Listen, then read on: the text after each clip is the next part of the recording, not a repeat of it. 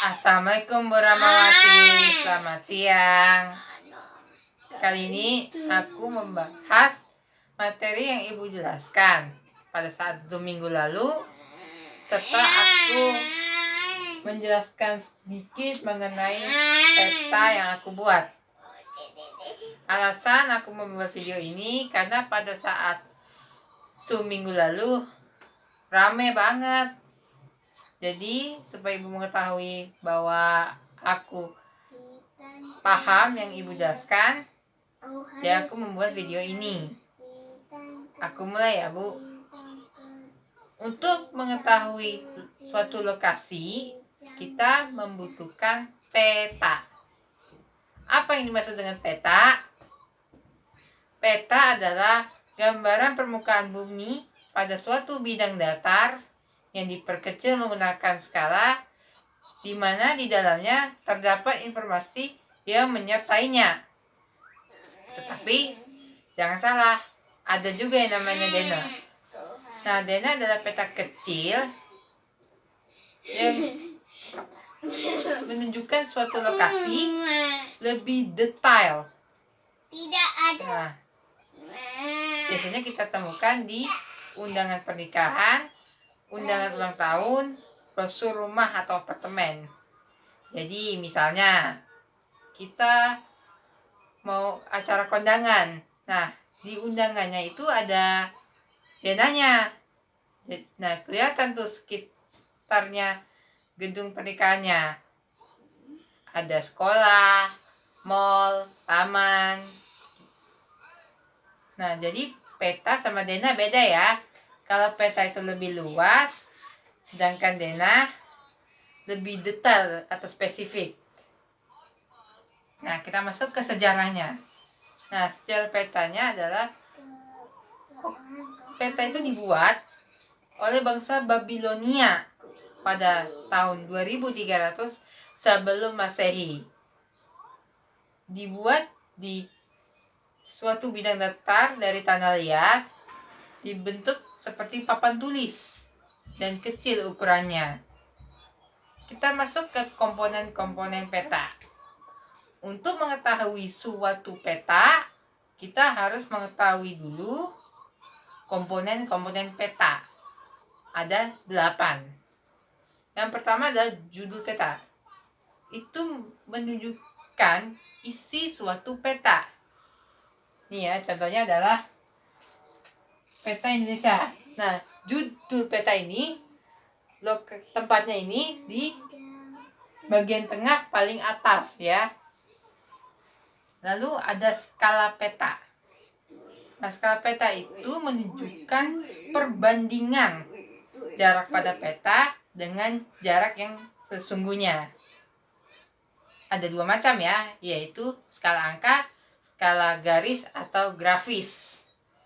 Nah, di sini aku pakai skala angka. Contohnya 1:1.200.000 itu skalanya. Jadi setiap 1 cm jarak pada peta sama dengan 1.200.000 cm jarak sesungguhnya.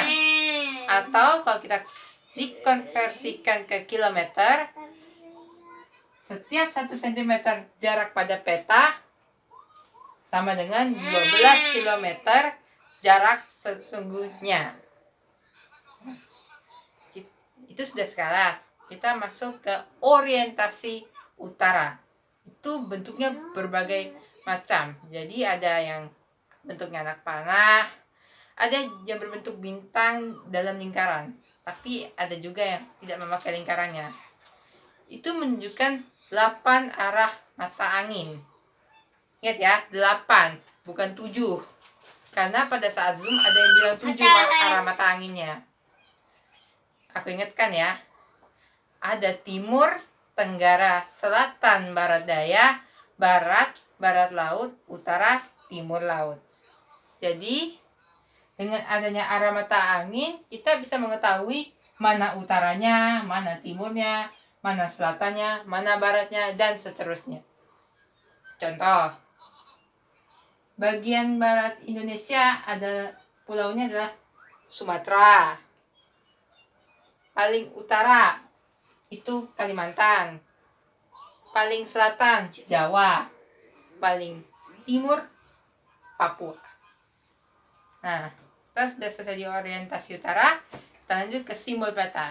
Simbol peta itu adalah tanda khusus pada peta yang mewakili objek yang dipetakan, supaya pembaca memahami isi peta tersebut. Nah, ada 4 macam ya, yaitu simbol titik, simbol garis, simbol warna, dan simbol area. Aku jelaskan satu persatu. Simbol titik itu berbagai bentuk dia. Ada yang lingkaran, segitiga, bujur sangkar. Contohnya, ibu kota provinsi. Itu bentuknya bujur sangkar. Untuk ibu kota kabupaten, itu bentuknya lingkaran dengan titik kecil. Lalu untuk gunung, simbolnya berbentuk segitiga.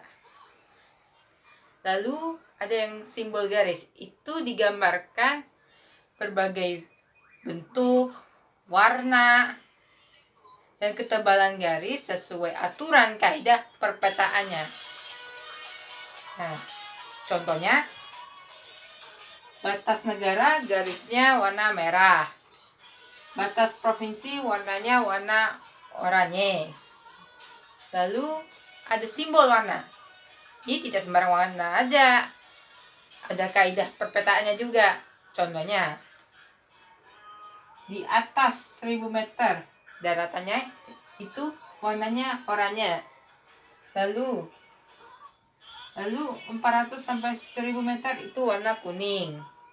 Lalu 100 sampai 400 meter itu hijau terang.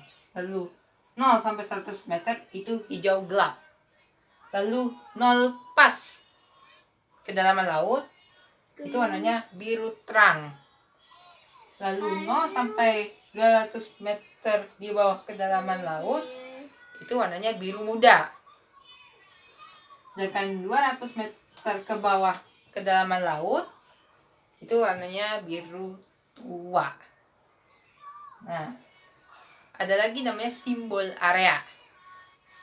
Nah, itu simbol area itu ilustrasi objek sesungguhnya pada peta. Contohnya, danau itu dibentuk gambarnya seperti oval tidak beraturan. Terus dikasih warna biru. Nah, itu simbol area ya. Nah, kita masuk ke komponen berikutnya, yaitu garis koordinat. Nah, garis koordinat ini adalah garis hayal pada peta berupa koordinat yang bentuknya melintang dan membujur, yang menunjukkan tepatnya suatu lokasi di permukaan bumi. Nah, ini ya garis koordinatnya, ada yang bintang, ada yang bujur ya. Nah, fungsinya si garis lintang ini yaitu menunjukkan iklim. Nah, Indonesia itu iklimnya tropis. Nah, lalu ada garis bujur untuk menentukan zona waktu. Nah, Indonesia punya 3 zona waktu. Waktu Indonesia Barat, waktu Indonesia Tengah, waktu Indonesia Timur. Nah, di waktu Indonesia Barat ada Sumatera, Jawa Barat, Jawa Tengah, Kalimantan Barat, dan Kalimantan Tengah. Waktu Indonesia Tengah ada Jawa Timur, Bali, Nusa Tenggara, Kalimantan Timur, Kalimantan Selatan, Kalimantan Utara, Sulawesi. Lalu untuk waktu Indonesia Timur ada Papua dan Maluku. Nah, nih misalnya di waktu Indonesia Barat jam 7, berarti waktu Indonesia Tengahnya jam 8, dan waktu Indonesia Timurnya jam 9. Jadi beda sejam-sejaman ya. Lalu kita lanjut ke inset. Inset adalah peta kecil yang menunjukkan lokasi di antara lokasi yang lainnya yang lebih luas. Lalu Contohnya nih ya. Kita ada peta Sumatera nih ya. Kita fokusnya ke Sumatera Barat. Itu dibentuk insetnya. Nah, insetnya itu tempatnya di sini atau di sini. Nah, kita lanjut ke legenda. Legenda menunjukkan semua keterangan pada peta. Seperti ini ya.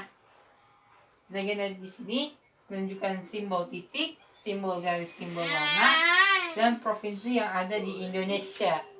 Jadi untuk mengetahui suatu peta, kita lihat legendanya.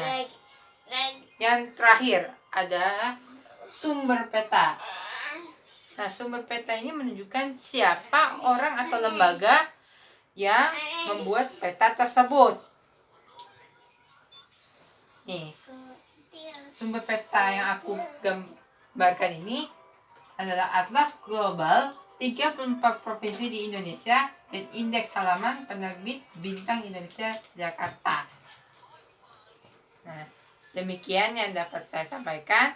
Semoga bermanfaat. Lebih kurangnya saya mohon maaf. Saya Nabila Dirani, kelas 78 SMP 11. Wassalamualaikum warahmatullahi wabarakatuh.